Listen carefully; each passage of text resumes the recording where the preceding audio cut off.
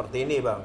Jadi ada yang beranggapan bahwa sekeras apapun kerja kerasmu, sekeras apapun usahamu untuk menjadi seorang kaya, kalau rezekimu dari Allah hanya segitu, maka hanya memang segitu jatah rezekimu di dunia ini.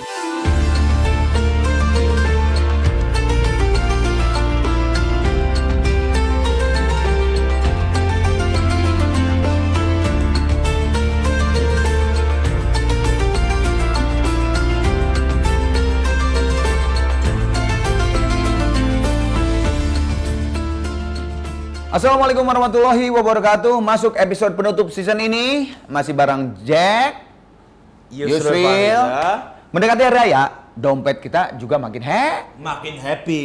Dapat uang THR? Amin. Gaji bulanan? Amin. Alhamdulillah. Oke.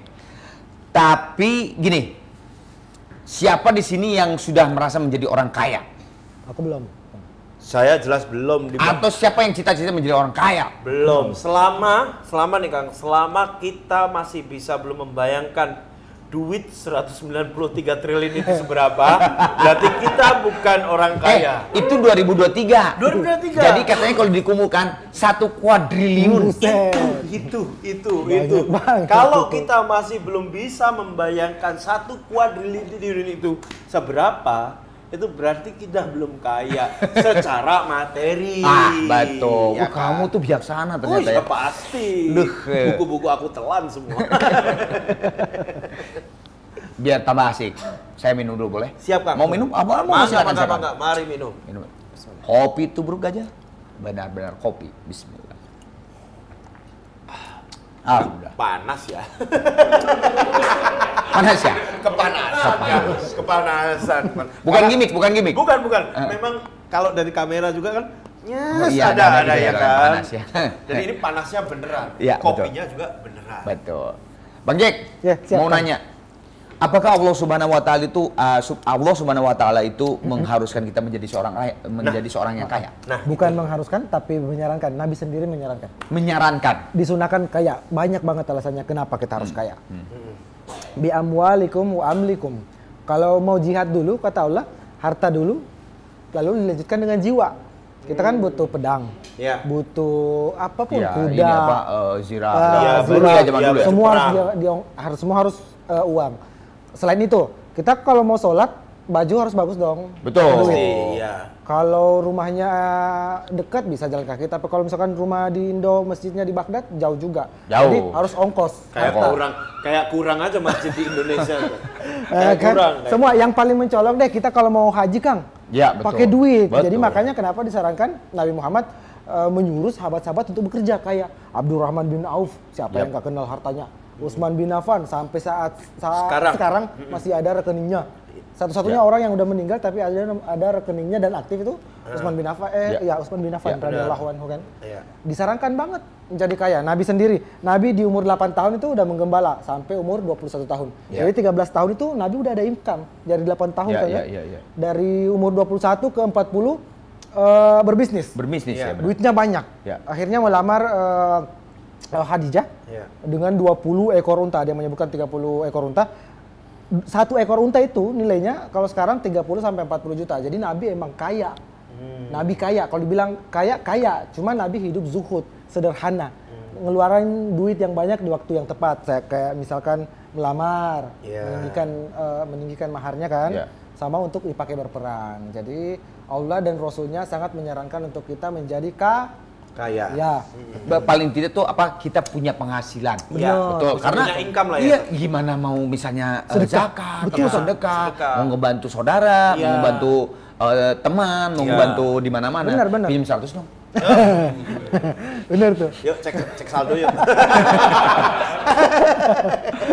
Tapi gini, semua serba duit. Tapi gini, kadang-kadang orang yang sudah punya penghasilan, bahkan bisa dikategorikan lumayan, bahkan kaya, kadang-kadang malah jadi serakah. Nah itu, apalagi sekarang yang tren kayak flexing di sosmed, itu. ya kan Kang? Iya, oke. Ini kan kasuistik ya, kembali ke individu sih Kang. Yap. Siapa nih? Siapa? Salafus Soleh itu kita cerita sahabat Nabi dulu. Abdurrahman bin Auf waktu kaya-kaya ya Ji, pas denger Nabi ngomong kalau semakin tinggi harta, hisabnya semakin banyak, tiba-tiba hartanya dibagi-bagiin tuh, karena takut. Jadi ada orang kaya yang nggak serakah sih, malah takut sama Allah.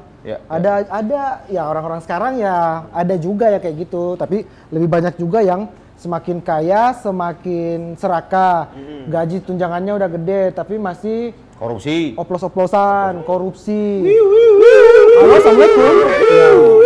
Itu ya jadi kembali ke individunya kan. Tergantung di sinilah iman diukur. Iya. Karena emang sejatinya manusia itu serakah ya Kang ya.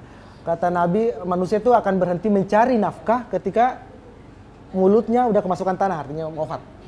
Iya. Jadi emang memang fitrahnya manusia itu menjadi makhluk yang greedy, makhluk yang serakah. Iya. Tapi ada cerita ya, ini benar cerita true story gitu ya, di Depok itu jadi ada Pak Haji, lupa Pak Haji apa. Jadi dia tuh memang betul-betul orangnya tuh dia kalau nggak salah catering ininya tuh ya, usahanya tuh ya. Nah, tapi saking baiknya, jadi si Pak Haji ini catering tuh kadang-kadang antara usaha sama ini tuh lebih banyak dia bagi. Iya, itu uangnya makin banyak. Dia tuh makin kaya. Semakin kaya dia makin kayak tadi. Kayak sahabat Nabi. Dikasihin. Itu harganya. Jadi katanya dia bikin musola. Dari musola jadi masjid. Dari masjid yang segini jadi gini. Makin sekarang. Allah. Sedepok tuh Bang? Hah? Enggak. Kalau masjid Sedepok susah. Kan anak-anak kuliahan UI sama itu gimana caranya? Margonda gimana? Iya gimana caranya ketutup masjid kan nggak mungkin. Masih ada ayah ojek juga. Itu tapi nah itulah Allah. Kadang-kadang kan kalau kita mikir ngeluarin duit tuh, aduh ntar gua kurang, tabungan gua kurang. Ntar gimana anak istri? Nah itu. Sementara kebutuhan kita kadang-kadang belum tercover atau belum aman. Gitu. Betul. Nah sekarang apakah menjadi kaya itu berkah atau ujian? Dua-duanya. Tapi di hadis sahih itu mengatakan harta dan anak adalah ujian. Harta dan anak itu sepaket, ujian. Harta kata Nabi, seluruh Nabi dan umatnya punya permasalahan tersendiri masing-masing. Dan umatku ini rata-rata di akhir zaman nanti kita akan bermasalah dengan kekayaan emang. Bisa dicari hadis itu dengan harta. Harta bisa jadi ujian, bisa jadi berkah kalau tergantung dimanfaatkan seperti apa. Tapi secara umum harta itu kata Nabi sih ujian. Iya, tapi memang benar. Iya. Bisa bawa kita ke neraka, bisa bawa kita ke surga. Ke surga. Bener. Tergantung bagaimana cara kita menyikapi si harta ini ya. Bener. Sahabat Nabi Utsman kan masuk surga tuh gara-gara salah satunya selain amal perbuatannya yang akhlaknya yang bagus, hartanya juga kan. Waktu Utsman beli sumur ini, waktu di perang Tabuk, perang terakhirnya Nabi SAW tuh, kata Nabi, kita kan para pasukan ini kehausan nih, butuh air minum. Terus kata Nabi, itu ada sumur, tapi yang punya orang Yahudi. Siapa yang bisa membeli sumur itu, maka surga balasannya. Kalau saja semuanya sekaya Utsman, semuanya pasti udah mau dong. Tapi karena Utsman dengan hartanya yang seperti itu, langsung dibeli. Nah, pada saat sumbangan pun, di perang Tabuk juga, Utsman yang paling banyak, pokoknya unta-untanya sampai 100 gitu, 90. Kata Nabi, tidak ada lagi yang menghalangi Utsman bin Affan untuk masuk surga setelah kejadian ini. Jadi artinya sangat berperang. Sangat penting tuh harta untuk memasukkan kita ke dalam surga. Ya, gitu lah. Betul. Iya aja lagi ya. Padahal cuma 2 gitu. Harusnya kan orang-orang di banyak. Sini masukkan ke surga gitu. Lu pada diam lagi Silent aja di sini. Oke, sekarang siapa orang yang paling kaya di mata Allah Subhanahu wa taala? Orang yang paling kaya di mata Allah adalah orang yang qanaah. Qanaah itu orang yang selalu merasa cukup dan tidak pernah mengeluh sedikit pun apapun yang diberikan cobaan untuknya, baik itu secara materi, fisik, dan apapun. Namanya orang qanaah. Selalu merasa cukup. Nggak pernah ada kurangnya nih, ini nih. Dan itu sangat susah diraih. Hanya orang-orang yang tertentu yang bisa. Apalagi mengingat bahwa fitrahnya manusia itu adalah sebagai makhluk yang serakah itu tadi. Sukar untuk merasa cukup. Bagaimana agar kita bisa menjadi orang yang kaya di mata Allah Subhanahu wa taala? Itu caranya gimana itu? Ya, jahit seperti kembali yang tadi tuh. Gimana caranya? Jadi gimana caranya? Jadi ente. Masa ekspresinya gini? Kayak lagi gimana caranya? Enggak bisa. Enggak enak. Selalu kalau Allah cintanya sama manusia yang pandai bersyukur. Pandai bersyukur tapi rajin meminta. Allah itu suka sama orang yang pandai bersyukur, tapi cinta juga sama hambanya yang sering meminta, Kang. Allah kan maha kaya nih. nggak akan mengurangi kok harta Allah walaupun kalian semua dikasih tiap hari. Allah sangat suka sama yang bersyukur, tapi di satu sisi Allah juga suka. Sampai-sampai tuh sahabat Nabi sandal putus aja, mintanya ngadunya ke Allah loh. Oh? Iya, ada terompah yang putus itu, ya Allah gantikan sandalku, sengadu itu sama Allah. Maksudnya saling berharapnya gitu ya. Sril, jangan ke gua mulu. Iya lu, jangan ngutang mulu ya Kang. Jangan dong. Kang, Deadpoolnya lepas berapa kali? Beda kalau itu kan. Nah, apa namanya? Kalau kita nih udah kaya nih, Secara materi. Apalagi yang harus dikejar di dunia ini? Yang jadi masalah, standarnya siapa? Kita pakai standarnya siapa untuk mengatakan orang ini udah kaya banget? Iya. Elon Musk. Elon Musk. Pasti. Elon Musk sudah ada statement gitu. Dia masih nyari tuh. Ya orang. Ya. Siapa yang lebih kaya dari Elon Musk? Secara manusia. Secara manusia. Paling sama Steve Bezos kali ya. Iya. Kan kejar-kejar tuh. 11-12 lah ya. Iya. Bosan 11-12 ya? 3-4 lah ya. Jangan. Namrud. Banyak banget. 3 ke 4 itu. Siapa kalau udah kaya, apa yang selanjutnya kita harus lakukan? Kalau seperti itu sih nggak ada tuntunannya ya. Kalau ditanya satu-satu mungkin bisa. Kalau udah kaya banget nih apa? Amal jariah. Iya udah sih. nggak ada sih. Betul. Udah nggak ada Kang. Kita mati masih ada pahala. Iya benar. Bikin Amal jariah masjid, sih. Iya. bikin pesantren, bikin kue. Terus Kok dibagi-bagi. Oh iya dibagi-bagi boleh. Ini saya jadi ingat ada cerita true story lagi nih. Apa itu, Kang? Di orang Bintaro. Oh, tadi Depok. Tadi Depok. Sebentar lagi nanti di daerah Blok M. Blok M. Ini namanya Jabodetabek. Fatmawati dan Sari Tilawah tapi wilayah Jabodetabek ya. jadi di Bintaro itu gitu. jadi ada suami istri dan dia tidak punya anak. Iya, Dia tidak punya anak tapi kaya. Si bapaknya tuh dia pengusaha gitu. Itu ketika dia kayak ada feeling ini kayaknya saya bentar lagi meninggal deh. Enggak sakit. Dia langsung ngedatengin Pak Ustadz. Ada Pak Ustadz di daerah Bintaro itu semuanya diwakafin Masya Allah. hartanya tuh. Jadi istrinya juga ya saya setuju gitu jadi kayak gitu. Udah ridho Betul. lah ya. Dan akhirnya sekarang jadi sebuah sebuah pesantren juga sekolah tahfidz Masya Quran. Allah. Masya Allah. Pahalanya Itu ada tuh. tuh. Nah, itu itu tuh tuh. nggak putus itu kan. Waduh, insya Sampai Allah. kiamat sampai Iya, meninggal. sampai dia meninggal nggak putus tuh amalannya tuh. Iya sampai kiamat betul. Bener. Bagian. Nggak ada yang ngalahin udah tuh. Jadi berarti setelah kita kaya apa yang akan terjadi ya itu. Amal Ya, jariah. amal sih. jariah Banyakin yang amal dikejar jariah sih. lah. Dan memberi manfaat buat sesama manusia. Iya, Betul. Boleh? Boleh Kang. Mau bareng? Oh, Oke, boleh. mangga. Hitungan 3? 1, 2, 3. Iya. Enggak gitu. Kopi itu bro gajah dulu dong. Benar-benar kopi. Bismillah.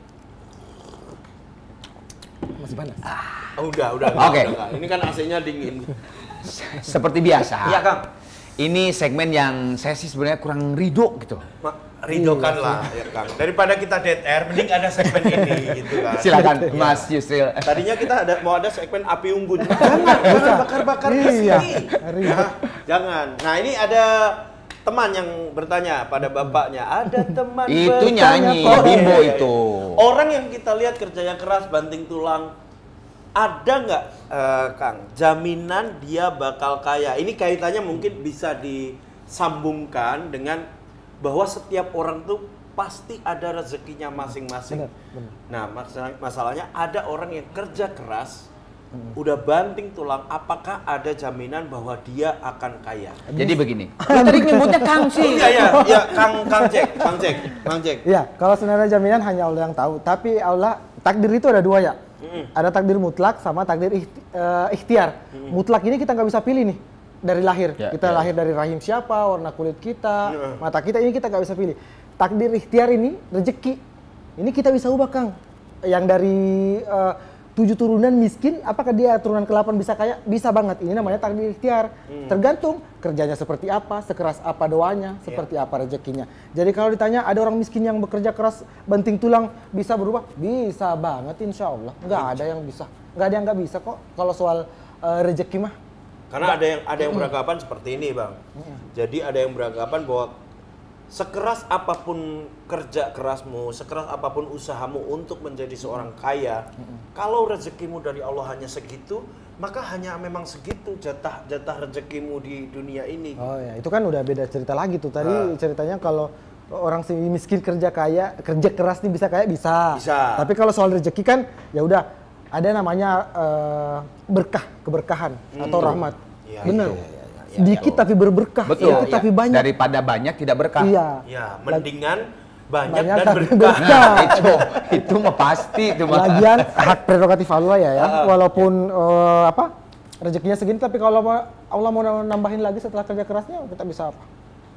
Haknya Allah ya. Lu mau punya triliunan tapi nggak berkah? Oh enggak. Iya kan? Punya triliunan tapi di penjara juga enggak. Kalau saya, Kalau gua sih ya, iya. punya triliunan Iya. berkah. Nah, Gitu. kalau saya sih punya triliunan tapi di penjara buat apa ya? Iya. Saya sih enggak. Tapi mungkin ada orang yang memilih begitu mungkin. Mungkin. Ada. Tapi saya sih enggak. Nah, ini selanjutnya nih Bang Jack. Kalau ada orang yang kerjanya lebih sedikit tapi ternyata rezekinya banyak. Tapi ada orang yang kerjanya banyak tapi nggak kaya-kaya. Sebenarnya ini pertanyaan dari teman saya, boleh nggak sih kita mengeluh karena kita nggak kunjung kaya? Nggak boleh dong, kalau mengeluh, fitrahnya manusia mengeluh, tapi kalau apakah boleh mengeluh ya jangan. Allah nggak suka orang mengeluh. Betul. Nah, pertanyaan ini baru masuk di jawaban yang Yusuf tadi tuh, yang walaupun kerja keras, Ya. nggak ada, ya emang rezekinya segitu. Nah, ya. Ya, karena kan rezeki manusia nggak akan meninggal sebelum dibagikan semua rezekinya. Ada yang, iya, jadi rezeki habis itu pas kita udah meninggal, jadi nggak ada tersisa rezeki itu sebelum kita meninggal. Berarti sudah Sudah cukup sekian. Ya, gitu. emang sudah sekian.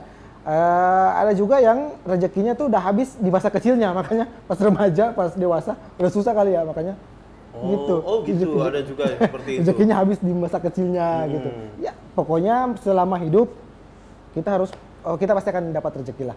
Sebelum meninggal dibagiin semua. Amin. Ya Allah. Alhamdulillah.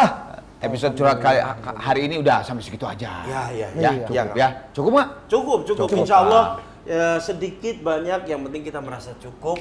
Yang penting kita sudah berusaha untuk semoga saja menjadi barokah. Betul. Sebentar, yang kesimpulan Jack bukan Anda. Oh gitu. Oke, silakan Jack. Oke, di episode ini nyebutnya terakhir Nggak apa? gitu Nggak juga. gitu.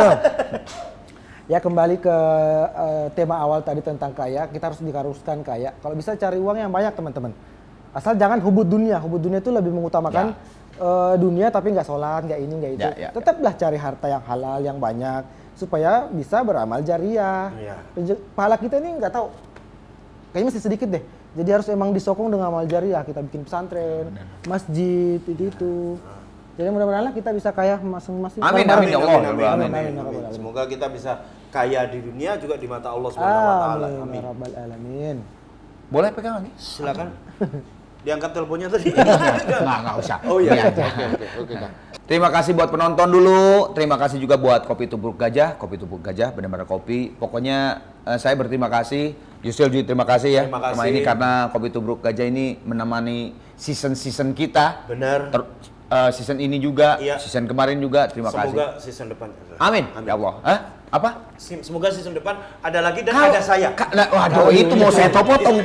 Ada telepon lagi. Aduh, gimana ini? Terusin aja. Bagus. Nggak apa-apa. Oke, terima kasih sekali lagi buat Kopi Tubruk Gajah. Satu lagi. Bentar. Satu lagi buat Elzata. Baju yang saya pakai. Bikin ganteng. Bikin Bajunya pede. enak, dingin, dipakai sholat oke, dipakai podcastan gini oke, dipakai apa lagi? Dipakai apa lagi yang dipakai yang untuk kondangan dan silaturahmi nanti ketika sudah Idul Fitri oke juga. Oke. Terima kasih. Dan terima kasih juga kepada seluruh penonton yang menonton Curhat selama 1 bulan ini, menonton selama bulan Ramadan ini. Insya Allah apa yang kita sampaikan ada masukannya, ada manfaatnya. Semoga menjadi ilmu baru. Betul. Semoga menjadi keberkahan Amin ya Allah. buat semua yang nonton. Amin ya yang Allah. mendukung Curhat ini. Amin ya Allah. Saya Arwan Maulana. Saya Yusril Fariza. Saya Jack Wiranto. Beda lagi gimana ini? Sekarang beda. Ini sebenarnya ini untung cuma 4 episode. Kalau 20 episode bisa 20 lama ini. Oke, diulang oke? Saya Arwan Maulana. Saya Yusril Fariza. Saya Jack Cakraborty. Cek Cakraborty. Mitun Cakraborty. Jauh banget referensinya ya. Bollywood. India ya. Pamit undur diri. Wabillahi taufiq wal hidayah. Wassalamualaikum warahmatullahi wabarakatuh. Waalaikumsalam. Minal aidin wal faizin. Mohon maaf lahir dan batin. Selamat Idul Fitri. Bye. Ya, taqabbalallahu minna Wa minkum. Taqabbal ya karim. Syamana wa syamakum. Yeah, yeah. Tubrukers terus berkarya tanpa henti. Diseling sekali-sekali selfie. Susah senang ditemani kopi tubruk gajah. Benar-benar kopi.